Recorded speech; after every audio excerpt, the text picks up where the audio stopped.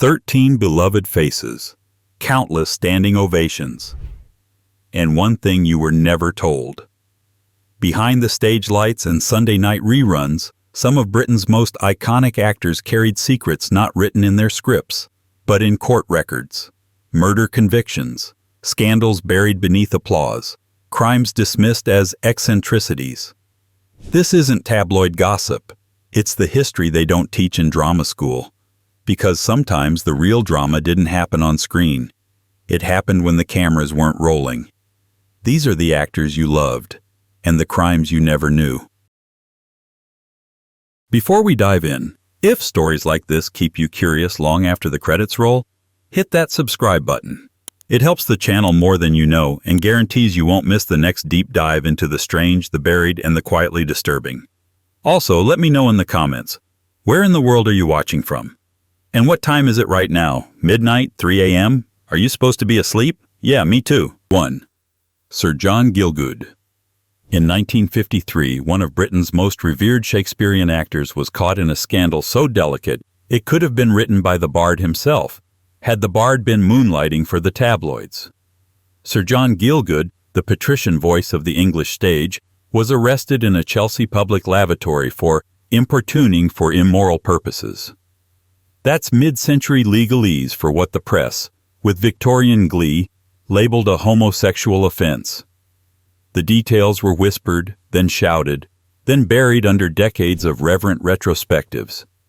But for a moment, even greatness wasn't enough. Gielgud pleaded guilty and was fined. A scandal erupted. The Times ran an editorial that all but spat his name. And yet the public, primed for scandal but hungry for stability, responded in curious silence. When Gielgud returned to the stage weeks later, a stagehand whispered, "Good luck," before he stepped out. His audience gave him a standing ovation. The critic Kenneth Tynan remarked that the applause lasted as long as the national debt.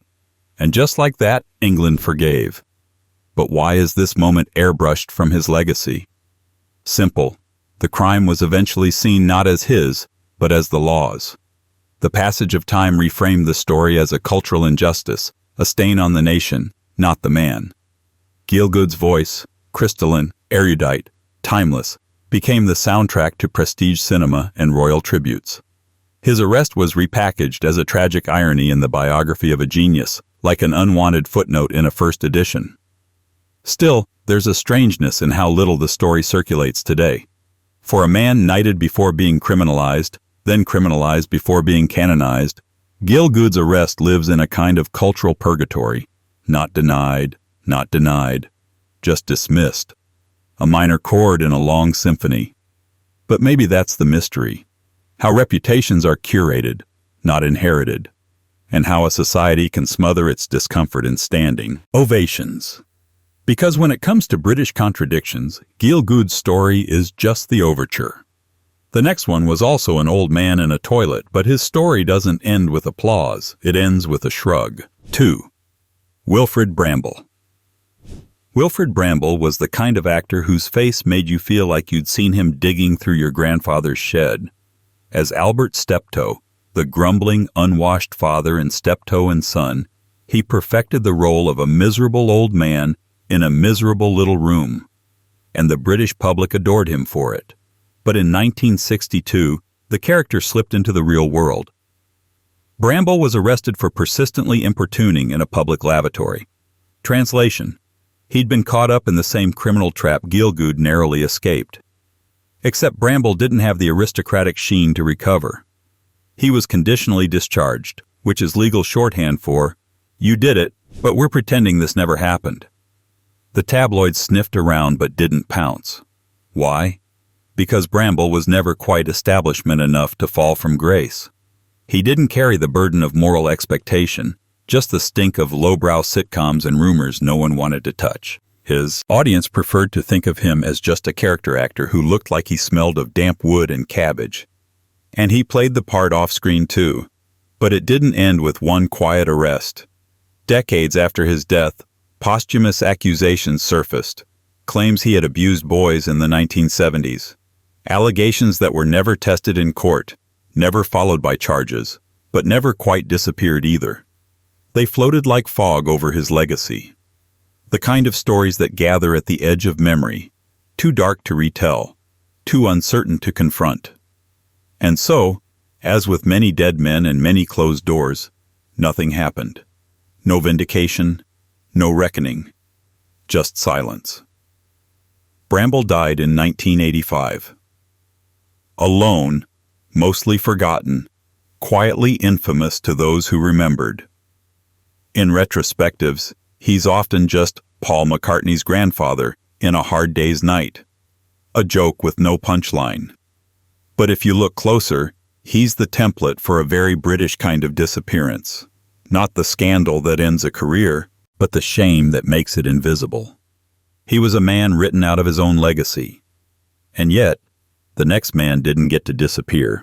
The next man wore fame like a velvet cape, strutted through every room, and then walked into a courtroom. If you're still here after that, you're exactly the kind of person this channel was made for. So go ahead, hit that subscribe button. There's a lot more beneath the surface, and we're just getting started. And while you're here, drop a comment. Where are you watching from, and what time is it right now? Are you on a late-night YouTube spiral, or is this your version of a morning newspaper? Either way, you're in good company. 3. Peter Wyngarde. Peter Wyngarde looked like the kind of man who arrived at parties by falling through the ceiling. With a mustache that deserved its own SAG card and a wardrobe stitched together from the dreams of 1970s lounge lizards, he wasn't just famous, he was recognizable. As Jason King, he was television's most flamboyant dandy detective, a man whose silk shirts seemed to solve crimes by themselves. He swaggered, he quipped, he smoldered. And then, in October 1975, he disappeared, at least from the version of fame that pays well and returns your agent's calls. The charge? Gross indecency. A conviction. A career that crumpled like a crushed velvet jacket in a rainstorm. In an era still weaponizing shame, Wyngarde's offense carried no nuance, just scandal. The press devoured it, but only briefly. Then, like much of British celebrity history, it was packed away in a box labeled awkward. He never served time, but the sentence was existential. The stardom never returned in full. He lingered in the cultural attic, remembered by cult fans, impersonated at costume parties, occasionally wheeled out for nostalgia interviews where no one asked the question everyone was avoiding. There's a strange symmetry to how the legacy got rewritten. In later years, people praised Wyngarde's androgynous charisma without ever referencing the courtroom. His sexuality became part of the image, but never the headline. Some fans even argued the scandal enhanced his legend, folding him into the pantheon of misunderstood stars punished for being too flamboyant, too obvious, too early. But others simply forgot, or chose not to look.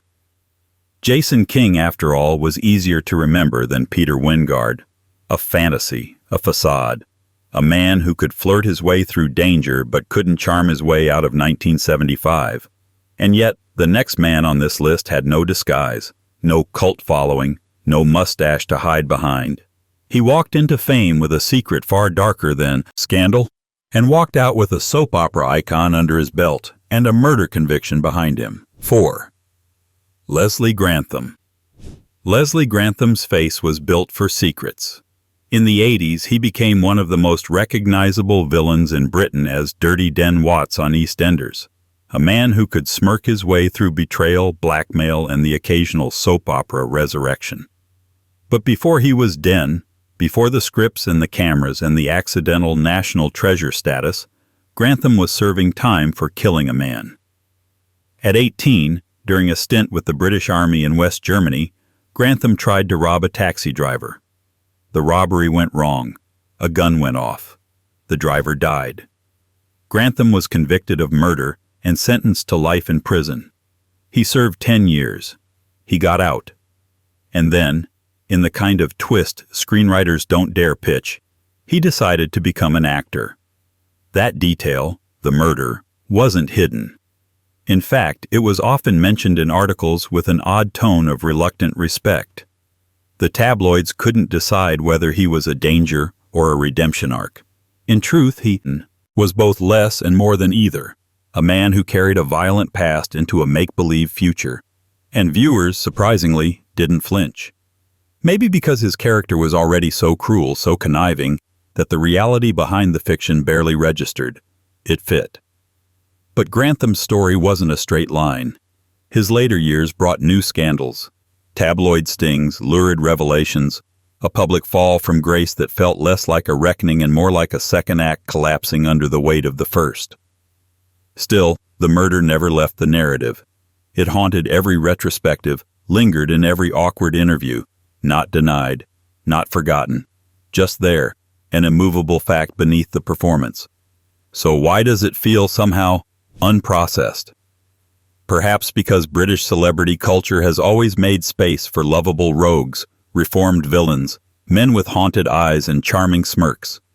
Grantham became one of them. The public let him. And in doing so, they quietly absorbed a much bigger moral question. Can a man truly outlive what he did if the character he plays feels so much like penance? That question doesn't go away, and it certainly doesn't vanish with the next actor, a man known more for falling apart in public than building anything lasting. A brawler, a husband, and for a short while, an inmate. 5. Alan Lake. Alan Lake never quite escaped the role of being someone else's tragic footnote. In life, he was most often referred to as Diana Dors' husband, which is a bit like calling the supporting beam a nice thing that holds up the chandelier. He was an actor in his own right, with a string of television roles in the 1960s and 70s that gave him just enough recognition to be recognized, and just enough tabloid presence to be watched when things started to slide. Lake had a presence that flickered between leading man charm and pub fight volatility. That volatility wasn't always theatrical. In 1970, he was involved in a violent pub brawl that ended with him being sentenced to 18 months in prison. The incident, mostly buried in back pages and regional reports at the time, wasn't a colorful celebrity blip. It was a genuine fall. He served around a year before being released, and though he worked again, the stain remained. Not a scandal, not exactly. More like a permanent dent. What makes Lake's story quietly devastating is how often his own life seemed like the discarded subplot in someone else's melodrama. Diana Dors, the British blonde bombshell with a life so chaotic it made tabloids blush, dominated headlines. And Lake, by proximity, was cast as the reckless sidekick. After his prison stint, his career never quite recovered. There were roles, yes, but not the kind that rewrite a story. He became a working actor with a shadowed past and a future that never quite arrived. The narrative, over time, softened into one of domestic heartbreak, substance struggles, and a couple clinging to each other while everything else slipped away. Lake's conviction became less a scandal than a sad inevitability, a moment people nodded at knowingly without needing to discuss. But this pattern of lives tangled in violence and then smoothed over in cultural memory isn't unique. It continues. In fact, the next actor didn't just know the underworld, he walked in it. He played gangsters on screen because he understood them off it. And when a real murder trial arrived, he didn't have to rehearse the role. 6. John Bindon. John Bindon didn't just play tough guys. He was one, or at least, that was the legend. The truth, as always, is less convenient. A nightclub bouncer turned actor, Bindon was a looming presence in Britain's gritty late 60s cinema, with a face that suggested he'd never had to pretend to break a man's nose. He was cast in roles that required violence because he could deliver it with conviction.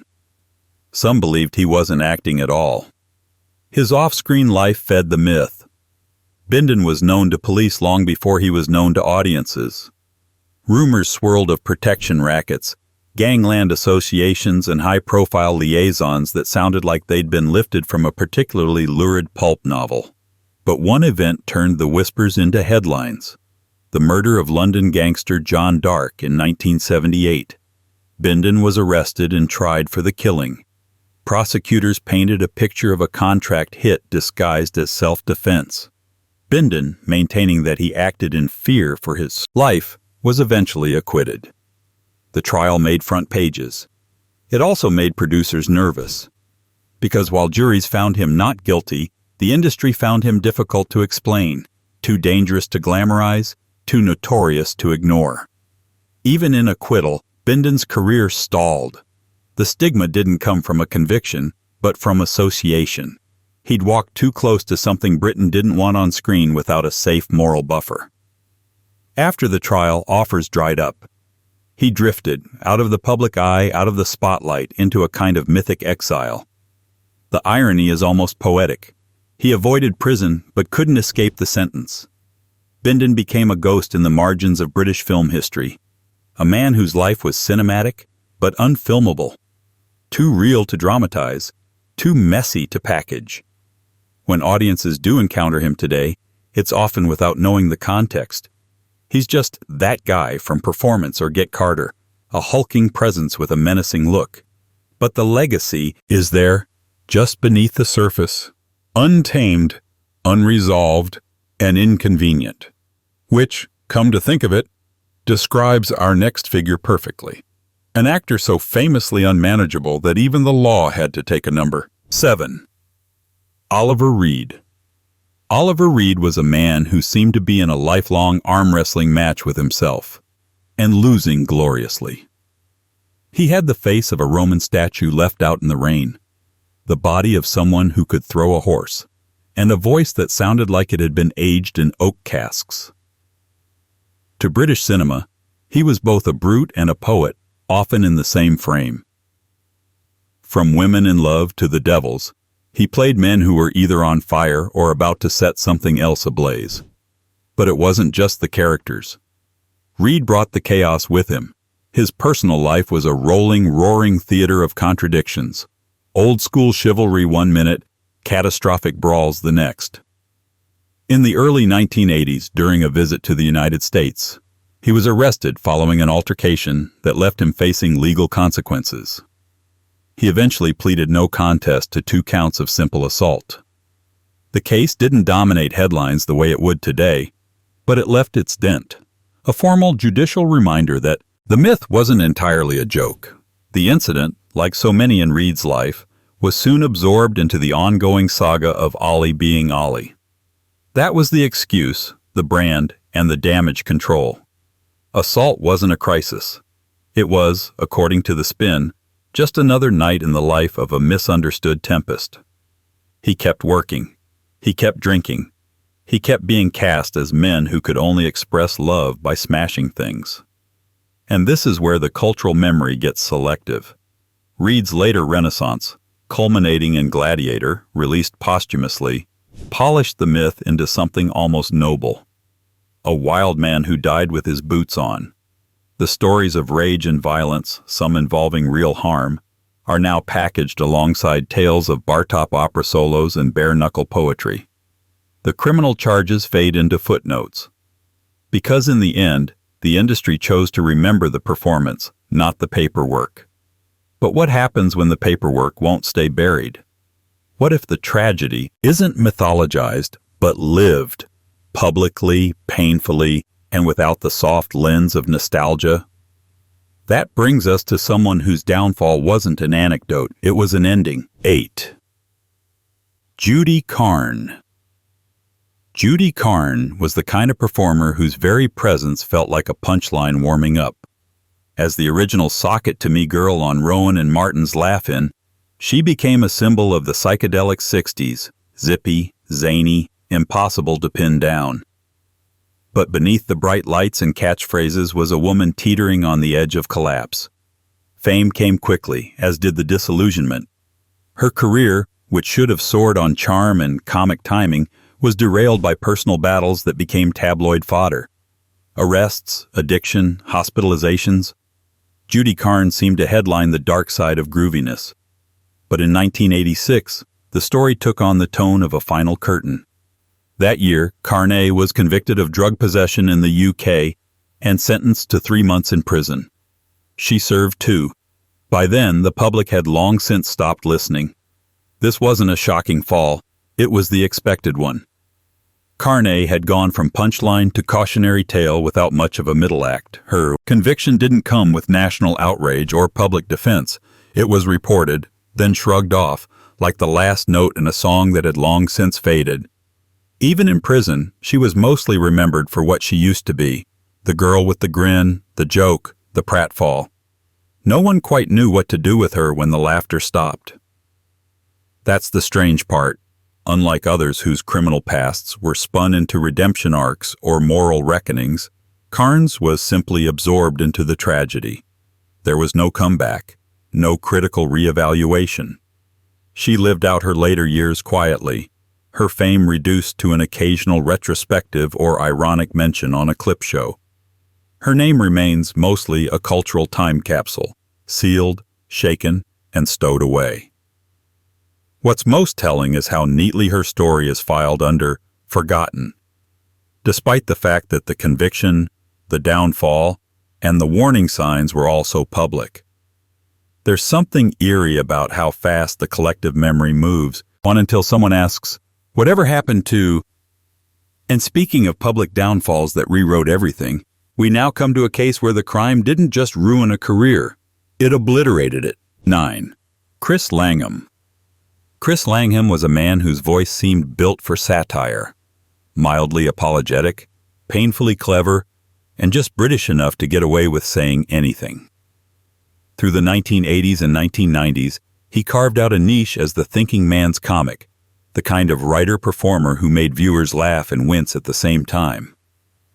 By the early 2000s, his presence on the thick of it as the bumbling minister Hugh Abbott felt like the culmination of a long, strange rise.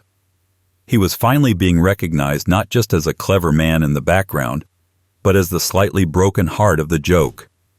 And then, it ended. In 2007, Langham was found guilty of possessing child abuse images, an unambiguous conviction that rewrote his public legacy overnight. There was no metaphor left, no satirical distance, just a series of courtroom facts and a stunned industry. The conviction came with a 10-month sentence, of which he served half. But the true sentence was social, creative, and absolute. Projects were recut to erase him. Colleagues distanced themselves. His name became a cautionary tale, the kind spoken in lowered tones or not at all.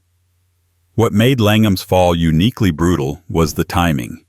He wasn't a forgotten star dredging up trouble in obscurity. He was at the peak of his cultural relevance, a man whose best work was arguably still ahead. The scandal didn't just interrupt a career, it flattened it. And unlike others whose crimes or convictions could be spun, softened, or reframed, Langham's left no wiggle room. In later years, he tried to explain, to contextualize, to redirect the conversation toward nuance. Some listened, most didn't. Because by then, the story had calcified, from celebrated satirist to national disgrace. The speed and severity of his erasure felt like something uniquely modern, a digital exile where the delete key became a moral tool. And yet, the case remains curiously under-discussed in retrospectives of British comedy, not because it's forgotten, but because no one knows how to mention it without bringing the entire room down. So they don't. They skip him. The silence isn't accidental, it's curated. But silence doesn't mean resolution. And the next actor on this list is a man who has made a career out of speaking plainly, about himself, about his past, and about the chaotic journey from criminality to cultural knighthood. 10. Stephen Fry. Stephen Fry's public image is a peculiar blend of tweed and turbulence. He is, depending on the era, a national treasure, a literary wit, a mental health advocate, or a walking encyclopedia with eyebrows. But long before he became the host of Q1, or the voice of reason on documentaries about everything from language to loneliness, Fry was a teenager in trouble. Deep, calculated trouble. In his autobiographies and countless interviews, Fry has candidly discussed his brush with the criminal justice system. At 17, he was expelled from school and soon after arrested for credit card fraud. He'd stolen one and gone on a bit of a spree. There was no glamorous twist. It was theft. It was dishonest. And it was, by his own later account, entirely deliberate. He ended up serving several months in prison.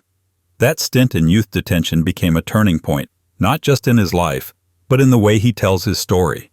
Because Stephen Fry is not a man who hides things. He retools them. The crime, the time served, the shame of it all became Act 1 in a lifelong tale of redemption, education, and emotional honesty. He didn't deny it, minimize it, or pretend it was youthful mischief. He owned it, and in doing so, he made it oddly palatable.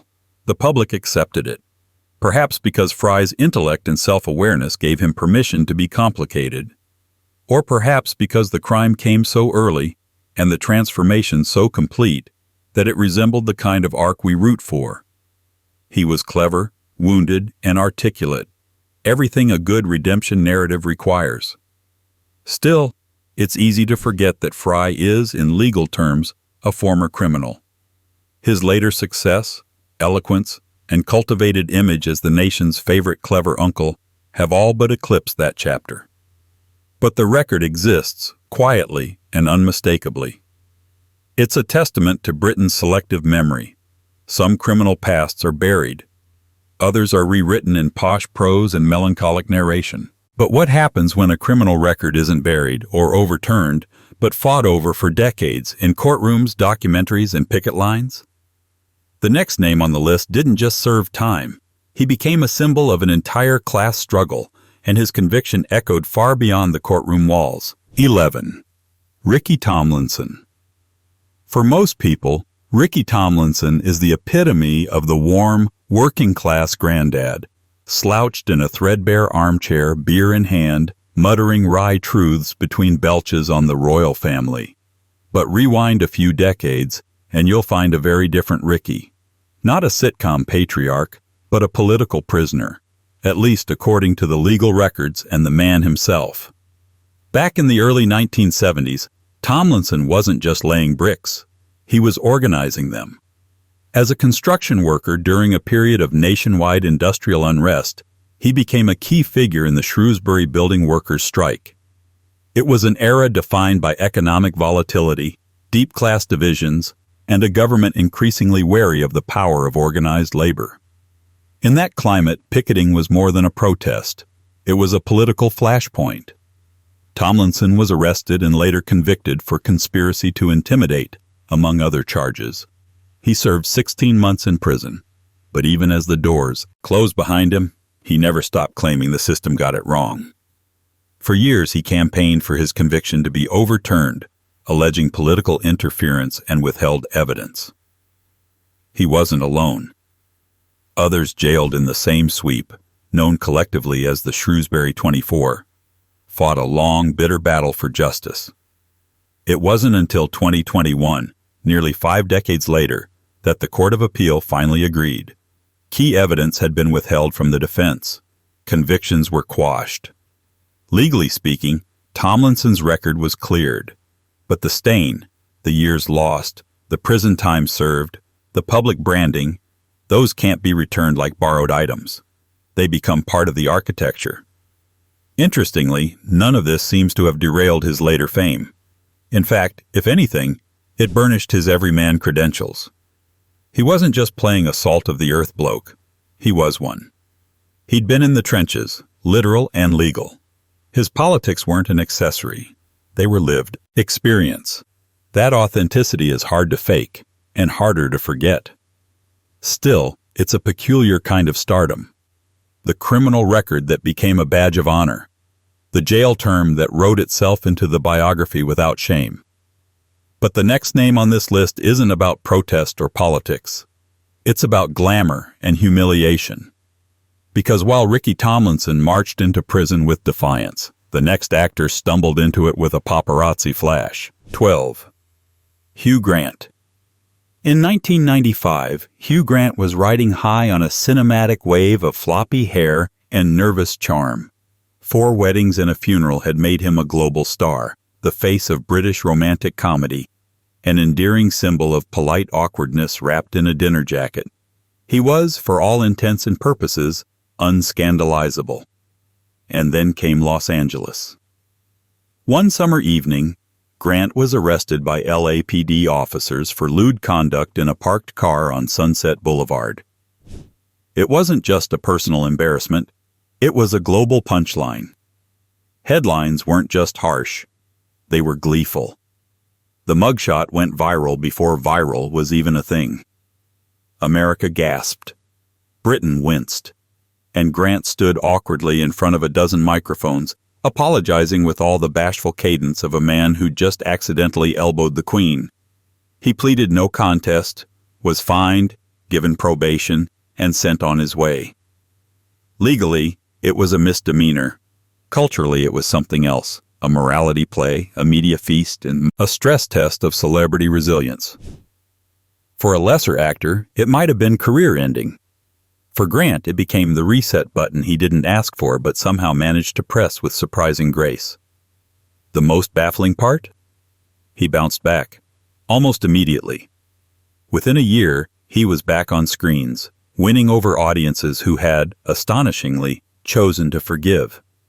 Maybe it was the self-deprecating charm, maybe it was the honesty of his public apology, or maybe the public just liked the drama.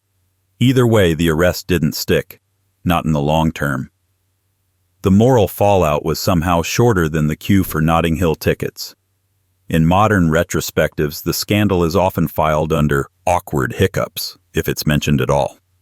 Younger fans may not even know it happened.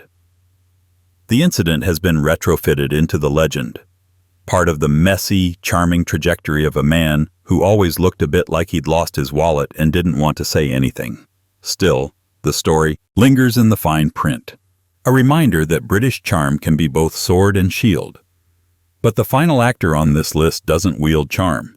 He doesn't apologize. He doesn't fade from memory. He punches into it, literally and metaphorically, and the legal system noticed. 13. Vinnie Jones. Vinnie Jones didn't so much break into acting as he did shove the door open and dare it to close again. Before he was the gravel-voiced enforcer of lock, stock, and 2 smoking barrels, he was known as one of the most feared men in British football. Part player, part myth, all aggression. His on-field reputation was built on brutal tackles and a stare that could unnerve steel. Transitioning from football to film wasn't a reinvention. It was a lateral move. He didn't play tough guys, he was one. And for a while that worked brilliantly. But even off the pitch and off the set, Jones had a habit of living up to his own caricature. In 2003, he was involved in a high-profile incident aboard an airplane that ended with him being convicted of assault and threatening behavior. The details were messy. According to court records, he lashed out at a fellow passenger during a flight, allegedly after too many drinks and too little patience. The incident made headlines across the UK. Not because of the nature of the crime, but because of how perfectly it matched the public's idea of who Vinnie Jones already was. He pleaded guilty. The court handed down a sentence of community service and a fine. Legally speaking, it was over quickly, but reputationally, the damage was more subtle. Not catastrophic. He wasn't the kind of actor who starred in moral dramas or family comedies, but significant in how it confirmed every stereotype. The industry didn't recoil. It just nodded. As if to say, well, of course. That's the strange twist in Vinnie Jones's story. The assault conviction didn't derail his career because his career was built to absorb it. It didn't contradict the persona. It aligned with it. Directors still cast him. Audiences still believed him.